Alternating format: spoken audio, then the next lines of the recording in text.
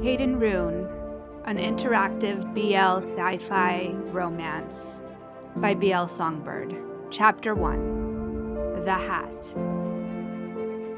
The smell of Old Spice engulfed Kade like a hot toddy in front of a fireplace. Briefly, he wondered about who had stayed at the vacation rental before him. Was it a middle-aged man going fly fishing along the banks of the Salt River like he and his dad did 10 years ago? Did he also bring his son?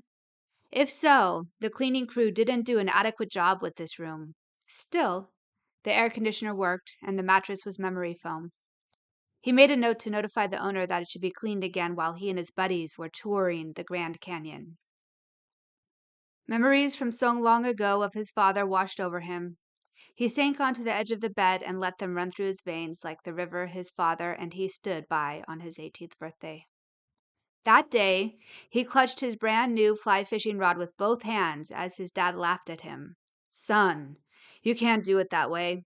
You have to reel that fish in like it was your first girlfriend you were trying to coax into making up with you." His dad never knew that he would never have a girlfriend. Later that same day, they sat on the banks of the river roasting the fish they caught. His dad handed him his first beer in a gift bag. "Happy 18, son. I know the legal drinking age is 21, but it's a family tradition to share a beer when a boy turns into a man at 18. Kay didn't know what to say. He'd had his first beer at age 16 at a D&D game night, but his dad didn't need to know that.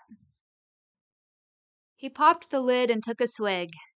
Actually, the beer was much better than the one he had had at 16. "Thanks, Dad. Cheers." "Aren't you going to open your gift, son?" His dad looked at him eagerly. "It's also part of the tradition." Kade opened the bag and pulled out the ball cap with the Raiders insignia. It was sparkly new, with silver threads that had a shine to them. "I know that you don't necessarily like ordinary ball caps, so I had them add the extra shiny thread to give it a bit of bling. Do you like it?" His dad seemed so excited to have found this compromise that Kade couldn't say no. He mustered up his excitement and enthusiastically put the cap on. "I love it, Dad." Kade came back to the present moment and the large master bedroom in Arizona where he'd come with his best pals to celebrate his 28th birthday. It was also the 10th anniversary of his father's passing. That day they got home from their fly fishing adventure, his dad passed away from a heart attack. He pulled the hat off his head and clutched it between his fingers. "Dad, you left so suddenly. I never had the chance to work up the courage to tell you who I was." He hoped this trip would help put some of it to rest.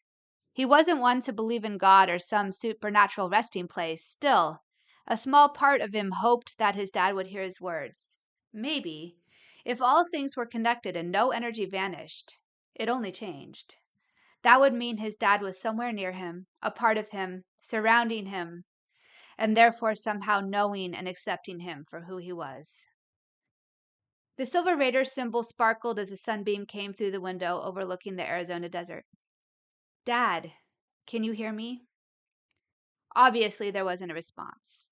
In reality, the room sank into a deeper silence as if it held its breath, which was ridiculous considering it was an inanimate space. Get yourself together, Kade, and stop personifying."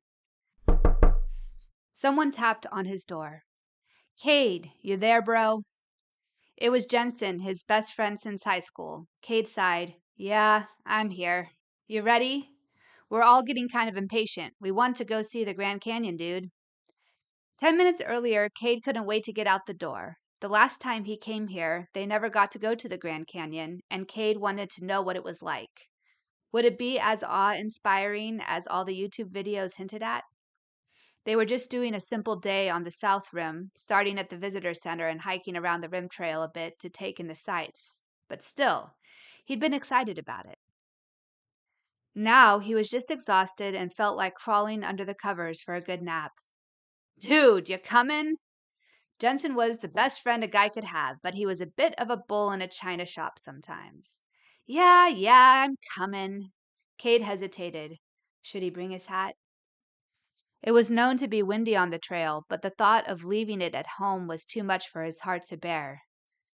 He wanted his dad with him for this trip. He settled the hat back on his head and opened the door. Kade wished it were a different time of year. It was Arizona, so it was supposed to be warm, right? Wrong. Today was blustery and chilly, with clouds looming on the horizon that made it clear a storm was brewing. The white paths leading toward the edge of the canyon seemed illuminated by the sun's soft rays. Various shrubs and cacti lined the walkways and obscured the view. Jensen, Jaren, and Tegan were all broing with backslaps and catcalls to this group of girls standing by the barrier. As they approached, the girls hurried off. Kade knew why. How old were they all again? Somehow, he felt separate from them even though they were all in the same space. Jensen made it to the barrier and gasped. Hurry up, guys! What? Wow! Jaren and Tegan ran to join him, while Kade sauntered unhurriedly toward a bench he'd spotted a little further down the path. He sat down to soak it in. Layers of red and orange rock spread out across the canyon. It seemed so close, yet he knew it was far away. Briefly, he considered getting closer to the railing to look down. Would he be able to see the bottom? Then, his sense of vertigo and fear of heights took over, and he remained firmly planted on the seat. Suddenly, a strong gust of wind tore his hat from his head. Dad! Kade watched, stunned, as the hat his father gave him flew over the barrier and landed on a patch of dirt on the other side.